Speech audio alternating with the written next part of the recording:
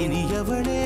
உனது இருவிழி முன் பழரச குவளையில் விழுந்த எறும்பு நிலை எனது நிலை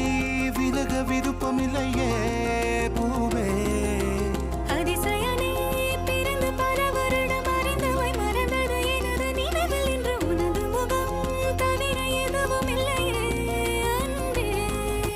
வேறாரும் வாழாத பெருவாழ்விது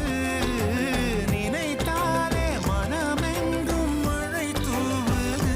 மழலையின் வாசம் போதுமே தலையினில் வானம் போதுமே ஒரு கணமே உன்னை பிரிந்தால் உயிர் மலர் காய்ந்து போகுமே நீதானே